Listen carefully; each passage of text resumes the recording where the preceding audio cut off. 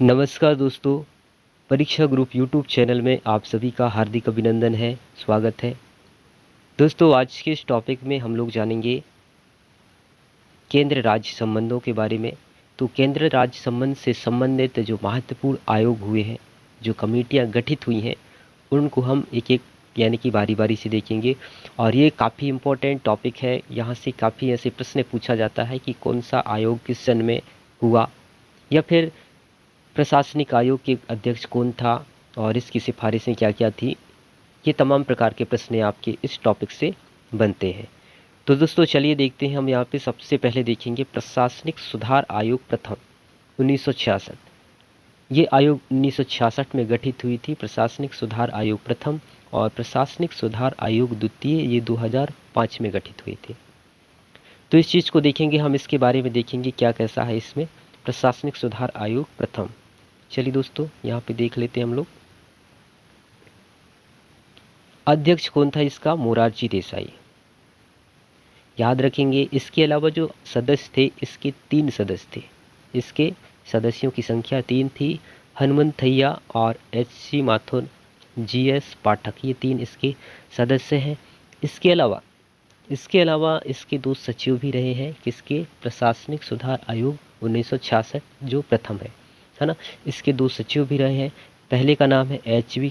कामत और दूसरा है B. शंकर। ये 2 सचिव रहे हैं।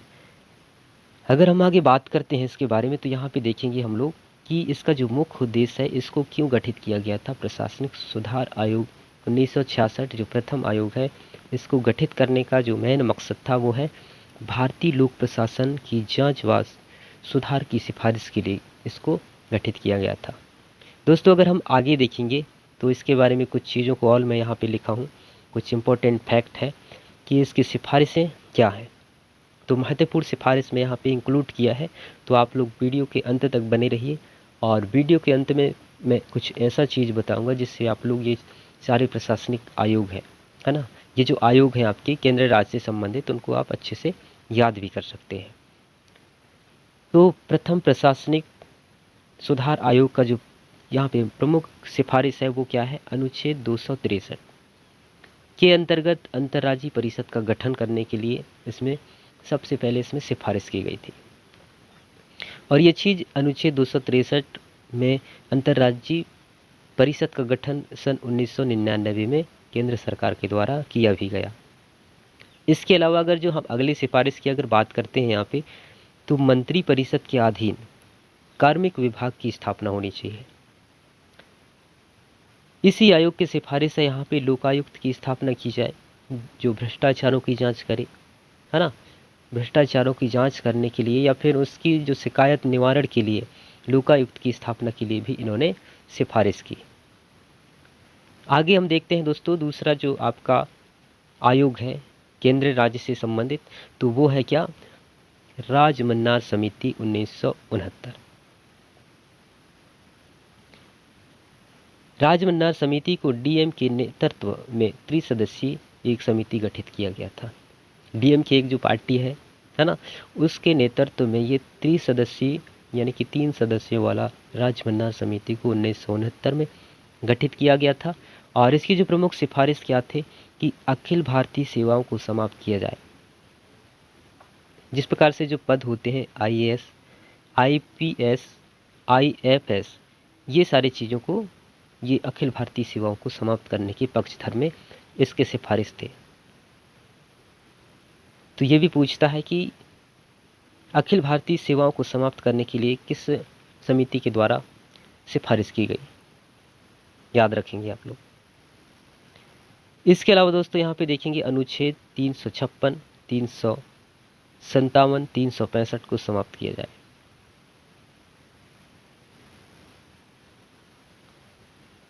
ये 3 अनुच्छेदों को समाप्त करने के लिए बात कर रहा है, जो राष्ट्रपति शासन से संबंधित है। दोस्तों, हम आगे अगर देखेंगे, मैं कुछ इंपॉर्टेंट फैक्टों को शामिल किया है इनमें, जो बहुत ही महत्वपूर्ण है आपके परीक्षा की दृष्टि से, तो इनको आप लोग अच्छे से याद कर लें। आगे देखेंगे हम लोग आनंदपुर साहिब प्रस्ताव।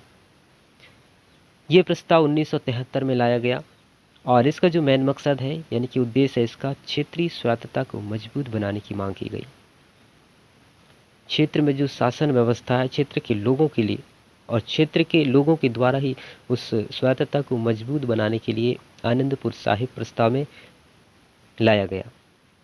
और इसका नेतृत्व शिरोमणि अकाली दल जो पंजाब का एक राज्य स्तरीय दल है, जिसको हम लोग क्षेत्रीय दल कहते हैं, है ना, या राज्य स्तरीय दल भी कहते हैं। शिरोमणि अकाली दल के नेतृत्व में 12 उप समितियों द्वारा प्रस्ताव पेश किया गया।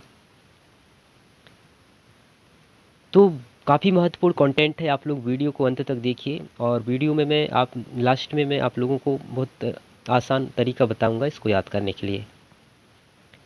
हम आगे देखते हैं दोस्तों। दूसरा जो प्रस्ताव है हमारा अलग, ये हो गया आपका रंजीत सिंह सरकारिया आयोग 1983। हम लोग बोलते हैं यहाँ पे सरकारिया आयोग 1983, लेकिन मैं यहाँ पे इसके अध्यक्ष का नाम लिख दिया है रंजीत सिंह। सरकारिया आयोग 1983 में हुई इसका गठन। इसके जो अन्य सदस्य हैं डॉक्टर शिवरामन एवं SR सेन, ये इसके 2 अन्य सदस्य हैं। कहना चाहिए तो सरकारी आयोग भी 30 सदस्यीय आयोग है।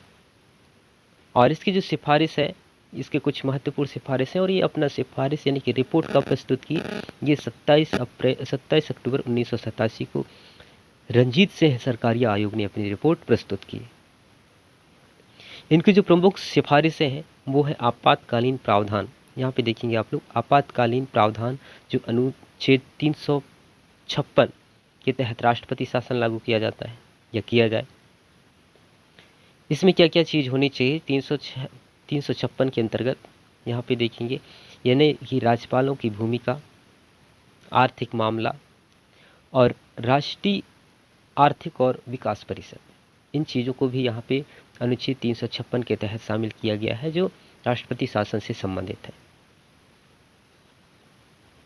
आगे हम देखते हैं इसी के अगला जो सिफारिश है वो क्या है, अंतर्राज्यीय परिषद अनुच्छेद 263 के तहत इसका गठन किया जाए। और अंतर्राज्यीय परिषद की जो गठन है 1999 में अनुच्छेद 263 के तहत भारतीय संविधान में किया गया। अंतर्राज्यीय परिषद के अंतर्गत आते हैं अखिल भारतीय सेवाएं और अवशिष्ट शक्तियां। दोस्तों हम अगला आयोग है उसको देखते हैं। क्या है अगला आयोग, ये है आपका मदन मोहन पुंछी आयोग 2007, जिसको हम लोग पुंछी आयोग भी कहते हैं। इसका उद्देश्य है, मेन उद्देश्य है इसका कि केंद्र राज्यों के बीच नई या फिर मौजूदा चिंता की जांच करना। केंद्र राज्यों के बीच जो मौजूदा परिस्थितियां हैं उनके बीच क्या नई चीज़ें चल रही हैं, उस चीज़ को जांच करने के लिए पुंछी आयोग 2007 में गठित हुआ। और इसके जो अध्यक्ष हैं मदन मोहन पुंछी हैं।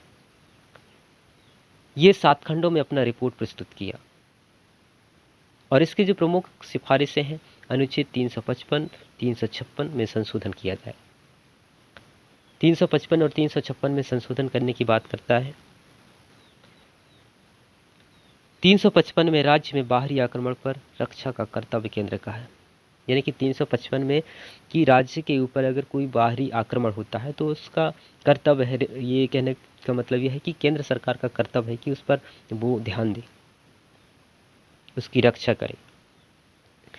356 में है राष्ट्रपति शासन, जब वहाँ का जो राज्य का शासन विफल हो जाता है, जो वहाँ पे राज्य का शासन विफल होने पर उस राज्य में राष्ट्रपति शासन लागू की जाती है।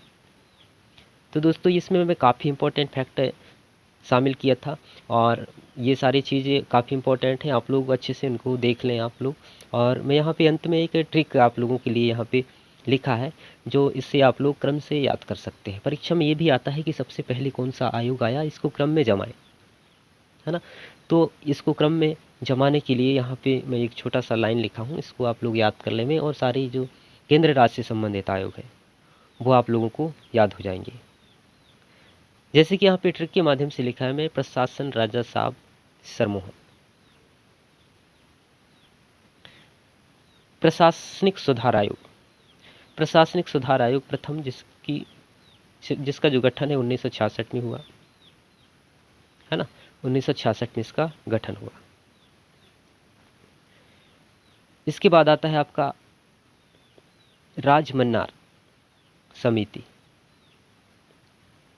राजमन्ना समिति के गठन हुआ 1969 को, याद रखेंगे आप लोग। साप से आएगा आनंदपुर साहिब प्रस्ताव। आनंदपुर साहिब प्रस्ताव आया आपके 1973 में। इसके बाद आता है आपका सर से यहाँ पे रंजीत सिंह सरकारी आयोग, 1983 में इस आयोग का गठन किया गया। लास्ट है मदन मोहन पुंछी आयोग, जो 2007 में इसका गठन किया गया। 2007 में इसका गठन किया गया। तो दोस्तों इस प्रकार से आप लोगों को याद रखना है, और यहाँ से काफ़ी ऐसे प्रश्न देखा गया है, यहाँ से काफ़ी प्रश्न बन जाते हैं आप लोगों को। ये वीडियो पढ़ने के बाद अलग से कुछ पढ़ने की आवश्यकता नहीं है, आप इसको एक बार अच्छे से देख लें। और दोस्तों मेरा ये छोटा सा प्रयास है, आपको कैसा लगा कमेंट करके बताएं, और वीडियो पसंद आए तो वीडियो को लाइक कीजिए, चैनल को सब्सक्राइब कीजिए।